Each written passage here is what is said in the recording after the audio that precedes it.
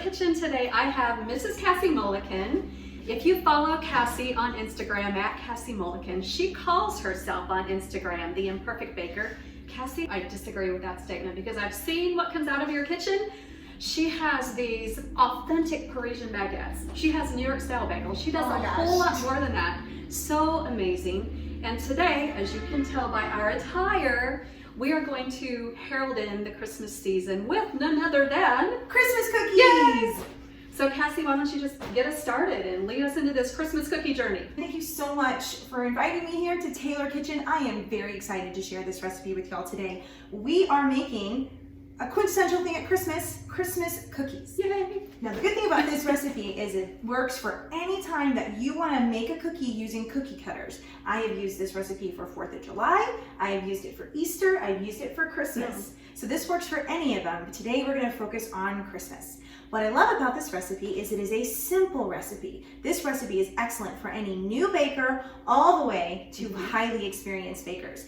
It involves only 6 ingredients: all-purpose flour, sugar, butter, room temperature, egg, room temperature, vanilla paste or vanilla extract, and table salt. Together, this creates a sweet and sturdy cookie that you can use any cookie cutter for, and you can use any topping you want to decorate, but we'll get to that in a little bit. Now, something I like to do, because this creates such a yummy basic cookie, is once you play with it a little more, you can add some spices to it. I personally like to add a little bit of cinnamon, but other things you can add: ginger, chai. I did a chai one. Sky's the limit, but let's get started.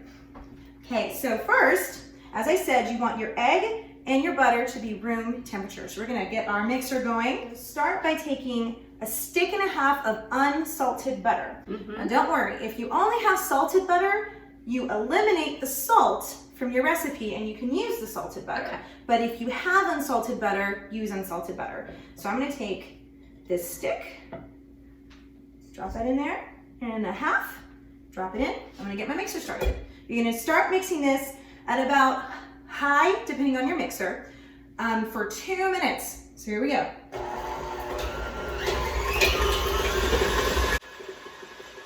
While this is mixing, we're going to measure out our sugar and our flour. So you want a nice bowl. I find that weighing your dry ingredients gives you more accuracy. I agree. That's what we're going to do today. I'm going to set my weight for grams on my food scale, and we need 2.5 cups of all-purpose flour. 1 cup of flour ranges normally from 120 to 125 grams. So what we're going to do today is about 325 grams of flour. Okay. So all you gotta do is take your flour. There we go, 325 grams. Next, I'm gonna go ahead and add my salt to my flour. And our recipe calls for just a half teaspoon of salt. Take that a little bit. You see it's very even. You don't want to do a heaping spoonful of salt. It's very salty. Yes, you want to make sure accuracy with your salt. I'm just going to add it to my flour like that. So here we go. Next, I'm going to measure my sugar. Now, sugar is pretty easy to remember because 1 cup of sugar is 200 grams.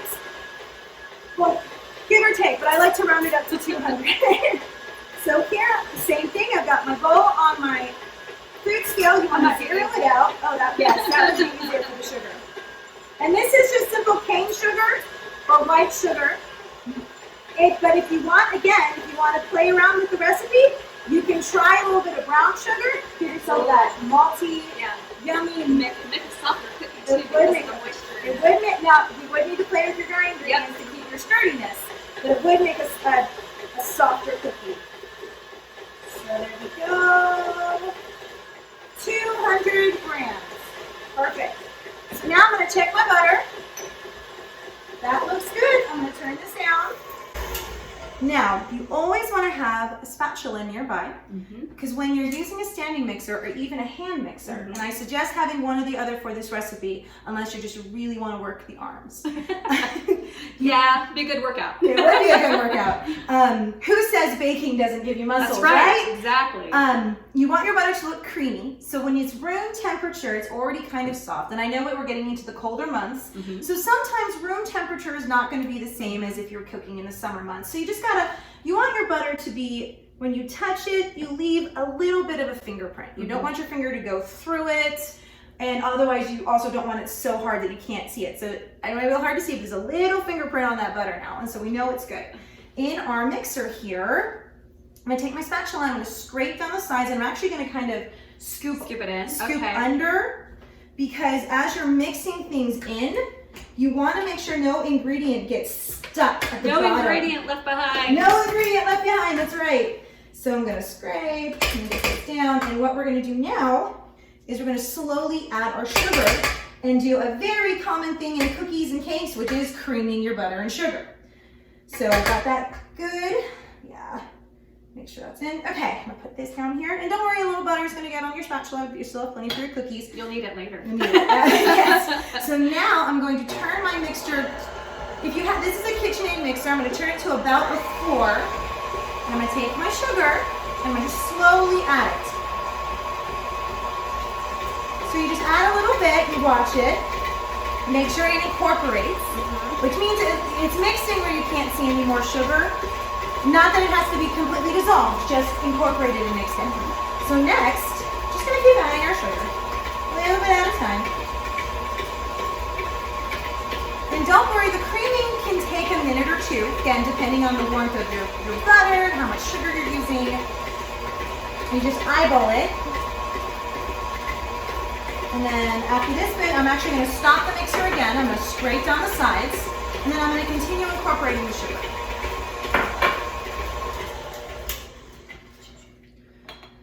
Okay, so this is a very important step because, like you said, you want everything to be mixed evenly and consistently. It's when, looking good already. when it comes to baking. You So- smell butter and sugar. oh, anything that just smells like butter and sugar, that's heaven. That's heaven. That's heaven right there.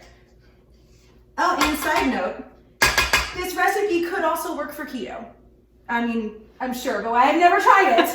But since it's so simple, if you're a keto fan out there, all you need to do is try a little bit of that erythritol and find the proper yeah. keto flour, and I you know. probably could still I've make been these cookies. experimenting with that, so Oh, I've that's made a lot good. of things with it, yeah. Oh, yeah. So I'm going to turn my speed back up.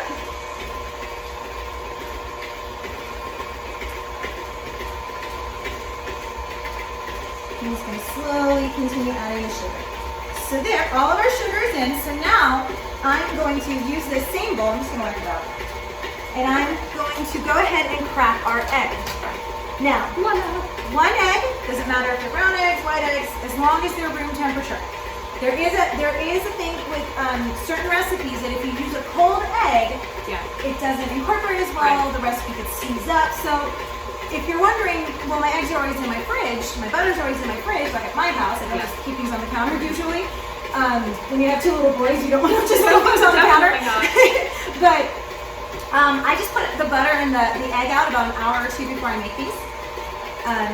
And they get to where they need to be.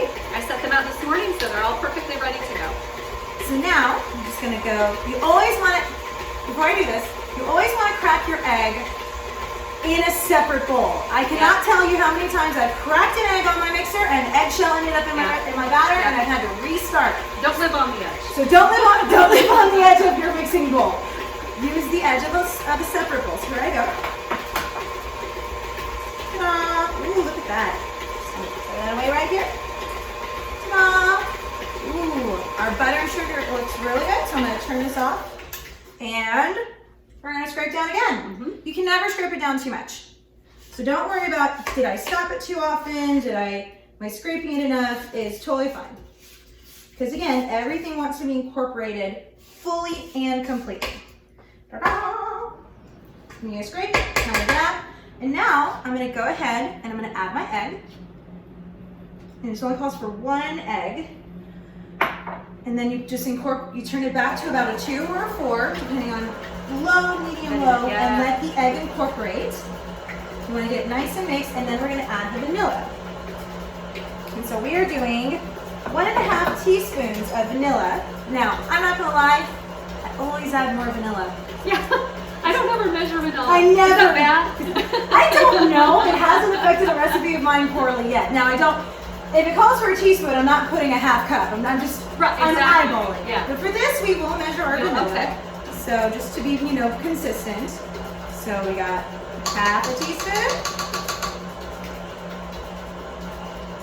And I love using this vanilla paste. I feel like you get more bang for your buck because it's so viscous. Yeah. And then you see the flecks of vanilla in it afterwards. Ooh, that's a very interesting element. Yeah. Now, I'm not gonna lie, I have never used vanilla paste, so I'm learning something today along with you.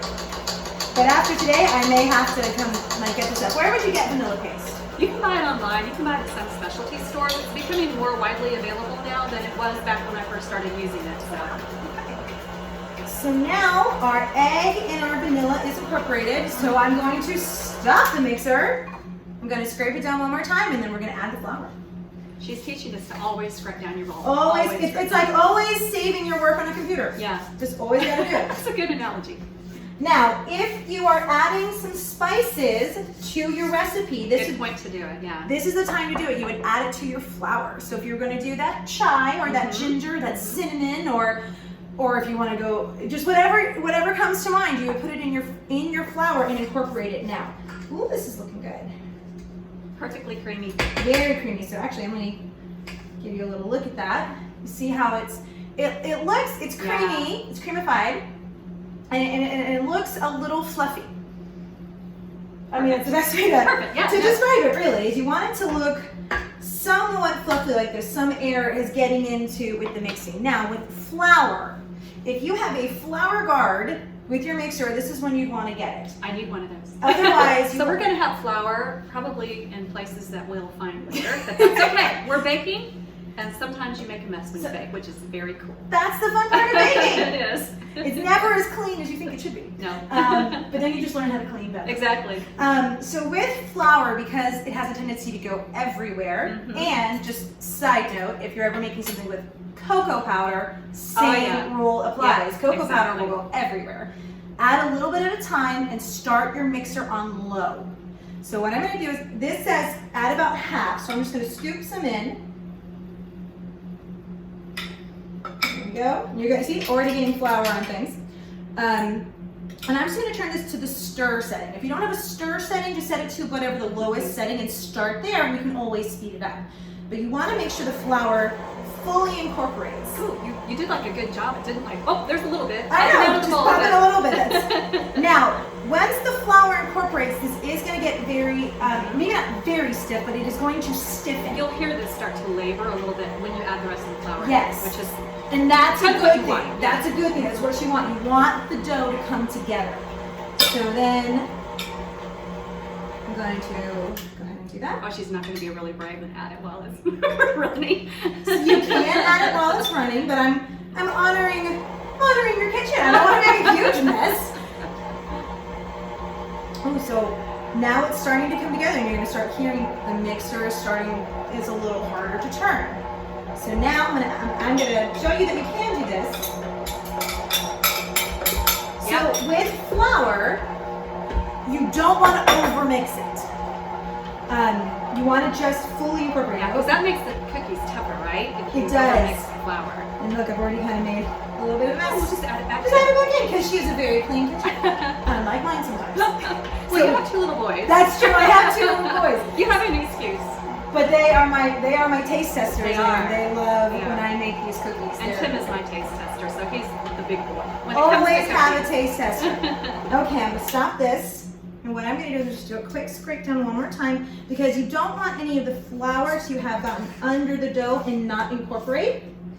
So then I'm just gonna give this like maybe 30 more seconds just to absolutely make sure everything is mixed. And then we're gonna move this to the counter.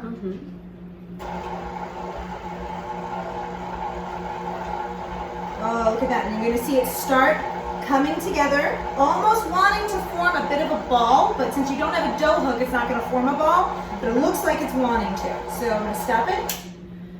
And next, you're going to get a silicone mat. You don't need to put any flour on it. So you see how the dough is holding together on, very nice, on the paddle? That's what you want. So we're going to just we're going to take a spatula. Okay, full disclosure, do you ever like eat a little bit of this? Oh, absolutely. I absolutely do. Now, granted, yes, disclaimer, yes, you want to be careful with anything that has raw egg in it. But as a baker, you should taste along the way to make sure it's right. Mm-hmm. There is an element to that. Especially if you're adding those spices, you might want to Oh, taste absolutely. it You want to make sure yeah. you take it's what they call to taste. Mm-hmm. Just gonna put this right here, and we are going to. And this is where you get to get your hands dirty a little bit. So make sure you've washed your hands, which we have. And then we're going to just put this. Ooh, we're gonna bring that out on the counter like this. Looks great. Look at that, beautiful. I'll take that bowl from you. Oh, thank you. And we're just going to pat it together. So this is going to feel very much like your children. If you have kids who like Play-Doh, this is what it's going to feel like. And I'm just kind of patting it down. I'm forming a ball. See, it's not even leaving a lot of residue. So that means this is very well put together, but it's still soft. And you're just going to break it in half. It doesn't have to be a perfect half. And you're going to form two balls. You're going to get some plastic wrap, please, Marianne. And what you're going to do is you need to refrigerate this. Now, you can refrigerate it for 2 hours or up to 2 days. So these are really good to make in advance. You just leave them in your fridge until you are ready to roll out, cut, and cook. Okay, so our dough has chilled, and now we have got our oven heating. You heat your oven to 350 degrees. And the fact about heating your oven, you want it to heat for 30 minutes. The reason is, like heating your car, your heater may start blowing hot air after about 5 or so minutes, but your car is not warm yet. Same thing goes for your oven. It may reach temperature, but the whole oven isn't warmed yet. So if you want consistent baked goods across the board, if you can remember to heat your oven in advance, heat your oven in advance. However long you decide to chill your dough, whether it's the 2 hours or up to 2 days, you put your dough on the counter for about 5 minutes. When it's chilled, it's going to be nice and hard. But as I said, if you remember when we were mixing it, it was very soft like Play-Doh. Chilling it gets hard as a rock. So you put it on the counter for about 5 or so minutes to let it start to warm. And that way, it just gives a little bit of give, kind of like, not quite like the room temperature bottle, but you can push it a little bit. That's when you know it's ready to roll. So I'm going to put my dough over here. I'm going to put down my silicone mat. Now, if you don't have a silicone mat, it's totally fine. Wash your counter really well, and you're going to dust it with flour. I like to wash my counter, put my silicone mat down, and still dust it with flour. So that's what we're going to do. We're just going to take a little bit of flour here. Oops, a little bit more. And we're just going to sprinkle. It's like it's snowing. Yay! Very Christmassy. Just kind of give it a little push, push, push. I'm going to take my rolling pin and go ahead and dust it. So again, a little bit of flour. That way it won't stick to the dough. Yes. So yes, the flour keeps things from sticking. That's why we're doing it. Now this is what's called a French rolling pin. I prefer it. I have another type of rolling pin, it's a traditional one. Could not make it work. I got a French rolling pin and it works for me. I'm gonna take my dough, I'm gonna unwrap it. Oh, so good. And taking a little bit of the dough from here, because I do have a lot of flour on here, so I'm gonna actually kind of scoot some over. So I'm gonna just dust it a little bit so everything gets snowed on a bit. And you're wanting to roll this out till somewhere between 1/8 and 1/4. Now, having a little ruler on hand is helpful, or you can just kind of eyeball it. But then you're going to take your rolling pin and we're going to roll this out. Now, as it rolls out, because it's still cold and pretty firm, it might crack a little bit around the edges, but a little bit of prodding with your fingers brings those together. It's completely okay. So that's where we're going to go. Here we go. I'm going to start in the middle. I'm going to add. That's where you use your muscle. Yes, this is where the muscles come in. It might take a few rolls to really get it going. And if you're short like me, you have to tippy-toe it. Oh, I'm already tippy-toeing, yeah. You start from the middle and you don't do the big pushes like you might see. Small pushes, It's small pushes from the center. Just little nudges. There we go, the dough's starting to move. And you do it from different directions so that you want the dough to be even.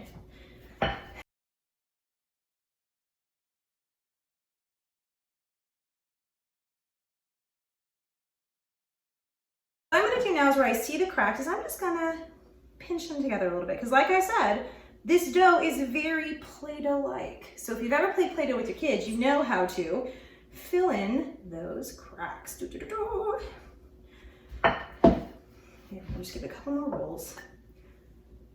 There we go. Now the dough still feels cool to the touch, which is good. You want it to be firm. It does, yeah. Because now we're gonna do the fun part, and if you have kids, this is where you get them. Yep. Mm-hmm. And I did not bring my son, but he probably would have loved this part. He would. You keep your flour on hand, you need it. And I've got my cookie cutters.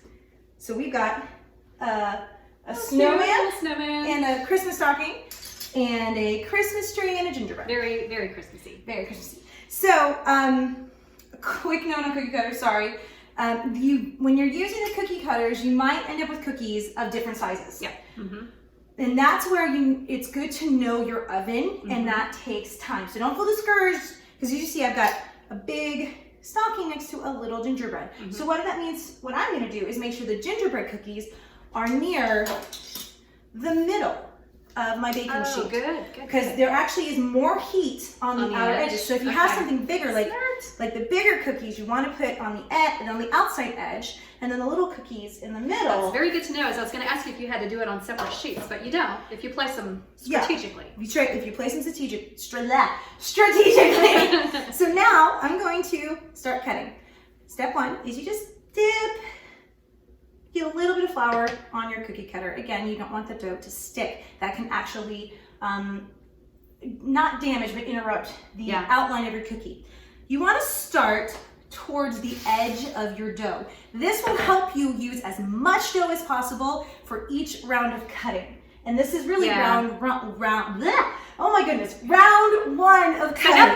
Take that 5 times. So I'm going to start here on the edge, and I'm just going to push my little snowman down, and if my dough is still the right temperature, you'll see it's going to come up. Pop out just perfectly. And I'm going to stick it here on my baking sheet, and I'm going to pop it out. Now we got it cooked. Perfect. And I'm going to go ahead and cut another one, and then I'm going to move on to some of my other ones. I'm going to do some of these big ones. It's good to maybe start. Actually, I'm going to move this over here. Good to start with some bigger. Maybe your big ones first. So depending on the cookie cutters you have, you're going to take so much of your dough up. Yes, it's going to take that's absolutely right. It takes up a lot of dough. So you don't want to try to be maneuvering your bigger cookie cutters around a bunch of holes in your dough from other cookies. So I'm gonna do. Whoop, that one went plop. Very good.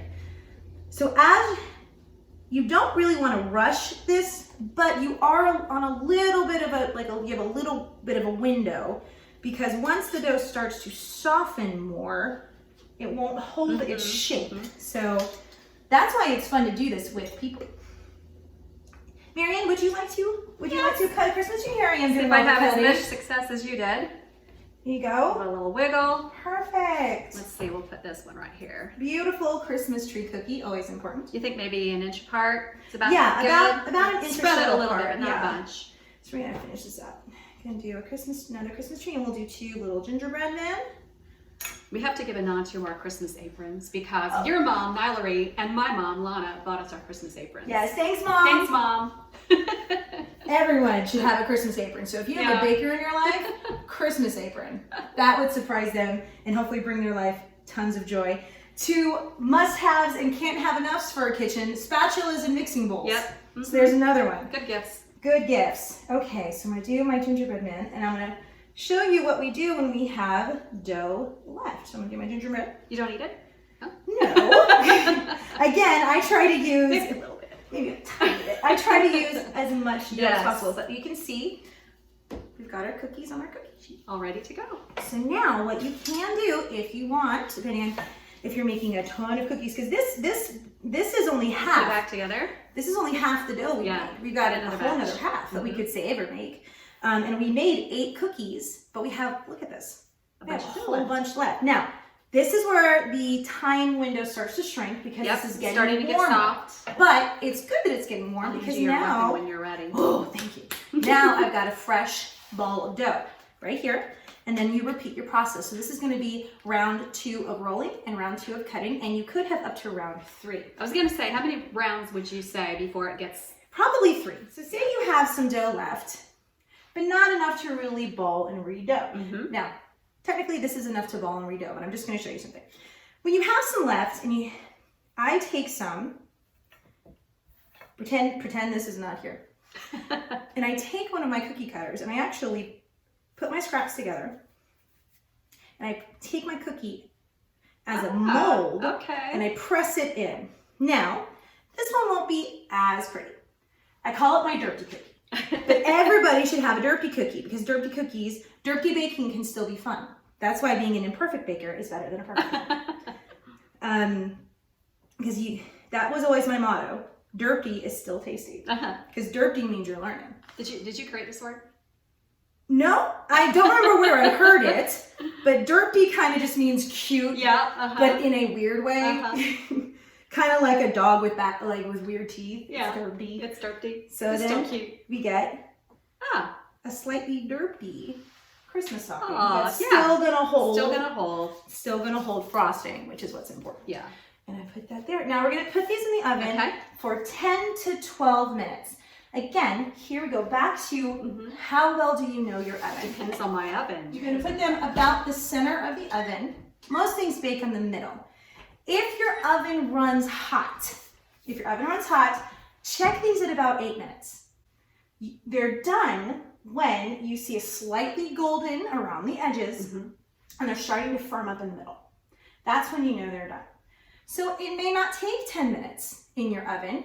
It could take the full 12 minutes in your oven. But whenever you're trying a recipe for the first time, give yourself a range. Yeah, I set it for 10, and we're going to check them maybe even slightly before that, just to make sure. These have been actually going for roughly 12-ish minutes, so we're ready to check these now.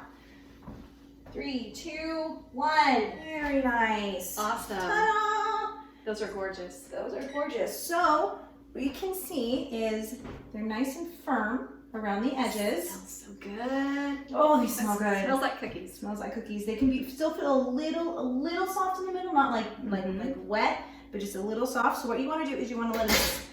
They're going to cool in the pan for about 10 minutes. Then you take them off the pan, let them cool to room temperature before decorating. So we don't melt icing. That's very important. So as we finish up, we're going to take maybe 30 seconds and talk about decorating. I am not a decorator. I am not good at it. Neither am I. People tell me I am, but I'm the imperfect baker, and decorating is not my forte. But what I love to do, I love these little frosting pouches. Because, you know, what's so fun about these cookies is you do it with friends. You do it with family. So if you are a more experienced baker, there are so many things out there. There's buttercream, there's cream cheese frosting, there's royal icing. That's where you can get into the really fancy decorating. Yes. But for most of us, I like to just get some of these pre-made frostings, or just those like the cake frosting Pillsbury things. My favorite way, you take some of that frosting, or some chocolate, you put it on the cookie. Oh, it's easier for kids too. Oh, it's so much easier for kids. And sprinkles. That is my perfect favorite way. And Miss Marianne, this was her batch that she did with some chai. I did some chai, so I want you to try one and see what you think. Oh my gosh. I'll hold this for you. You pick a cookie and go. I can't decide. I think I'm going to do one. Is it white chocolate with chai? There's white chocolate with chai. There's chai in the dough as well. Oh my gosh, it's good. It smells good. What do you think? Oh my god. You like it? It's so good. Glad you like it. Good. So that's an option. So there you have it. Christmas cookies. Yay. Christmas. Merry Christmas, everyone. Hey friends, thanks so much for watching Taylor Kitchen. For recipes and a whole lot more, go to taylorkitchen.net. Thanks again.